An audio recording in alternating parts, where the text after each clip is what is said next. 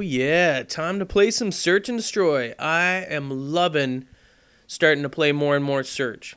By far my favorite game type. Way more strategic than any other game type.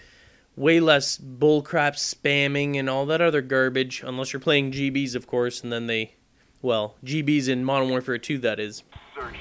Then all the, quote, top teams spam you to death. Ugh. Anyway, let's focus on here. My gameplay style is considerably different than Spider Bites, and I've mentioned this a lot.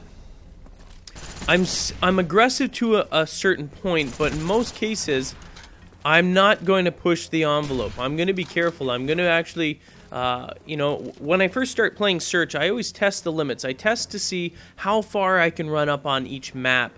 Say like there's a center line. I see how far I can push it before I engage the enemy. Either, you know, a few games where I'm getting killed because I've gone past that safety threshold, but I'll do that every single time, and I'll do that to establish the point, because there's always someone on the other team that's going to rush. They've got, and typically I want someone with an SMG, lightweight, and marathon. I want that person to rush at me. I don't care if I die or not. It's a great way to establish where that line is, and you know where you can at least safely get up to.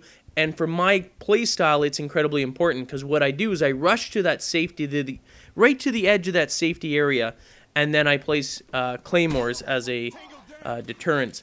Now, I know you're seeing me here sort of camp, but that's part of it. It's camp, kill, move, camp, kill, move. And in those cases there, I mean, I didn't drop, well, NextGenTactics, rather, you know, doesn't spend money on stuff like Astro headsets, which is what I'm using if I'm not going to use them. And that's surround sound, so you might as well use them to your advantage, which allows me to hear those guys coming. So I hit that guy there. He doesn't drop, but I can hear the other guy approaching. So, of course, you got to turn around, and obviously he was in last stand because he didn't die, and I could see that he dropped like a split second, and you can see that enough bullets went into him, he should have died. Anyway, last stand. You people. Silly, silly people. Now, I believe I'm going to be calling in a care package here. Well, not a care package, sorry. A SAM turret. I get it just in case. I mean, I'm not exactly, to be quite honest with you, I'm not exactly sure what kill streaks I'm going to be using throughout. I'm experimenting with the ones that I like the best. Again, what you guys use as kill streaks is not necessarily what I would want, because kill streaks must match your gameplay style. They have to be, first of all, they should probably be helpful. Oh, there's those Astros again. Listening carefully and killing them. Anyway, they really should match your style. And when you're playing with a team, like when I just play, even just with Bentley and myself, we always coordinate our kill streaks. We coordinate them so that we can feed off each other and create an effective team. Now, I got a Blackbird here, and some of you guys are like, well, why didn't you call it in? The reason why I didn't call it in is because, and that's why I checked, there's way too many enemy players still alive and only 2 people here. And quite frankly, I'm sorry, but I just don't trust random players. So I don't want to waste a Blackbird when the odds are stacked against me. Yes, it's nice to get clutch situations, but you got to be realistic in this situation here. And it's just, it's not, you know, it's not a good thing to be doing it. I'd rather use it near the beginning when my entire team is around so that they can use it as to their advantage. And that's part of this, is the way I play and the way Spider-Bite plays. We're objective oriented, okay? This isn't about you owning the competition and you looking really great. If you want to do that, go play free-for-all. This is objective oriented, which means I want my team to win.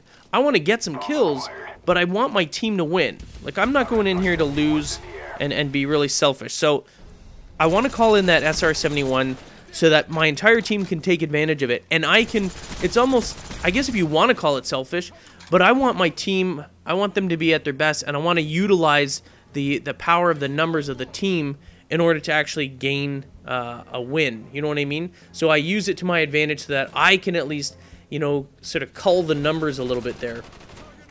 Now you're going to see me do something here. Now you notice I placed that Claymore there. I always place it as a safe route. and I'm going to force him out with that Semtex. You throw the Semtex didn't have to kill. It didn't even matter. I knew he was going to run out there anyway. Wasn't anywhere close, but it forces him to run in this direction, and I know that I have my Claymore there, so it's an easy sort of situation. Plus, the other dude was, I believe my teammate was out there as well, so that helps out quite a bit.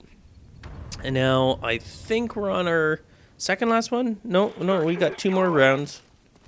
Should make them quick, though. Yes. So we're rushing in. Now, this one I like to do just in case, for whatever reason, while I'm doing my RC car. Now, I'm going forward, other than on the heels of that guy.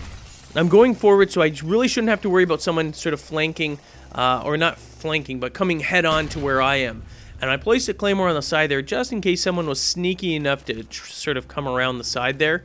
I always use that as a precaution. I know it wasn't the safest place, but I want to be at least close enough so that I can catch these guys before they get a little, you know, too comfortable anyway. What's funny here is running... I got a little nervous there, obviously. What's funny here is I ran across the middle, which in most cases is not a good idea. However, when you play Search and Destroy, almost always everyone is on the perimeters. They're on the outside, either left or right of that center line and going there. The odd time there's that sniper in the back there, but for the most part they're not expecting really. Most of them are looking on the sides, looking for people coming that way.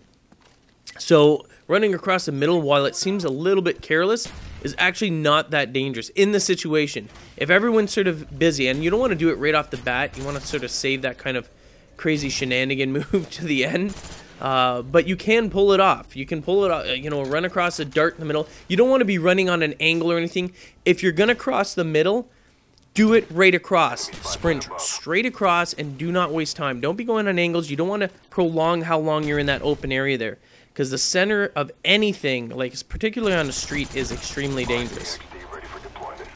Now I'm gonna get a kill streak here. I'm gonna get the package. This is where we end it. I've got the, what is it, crap.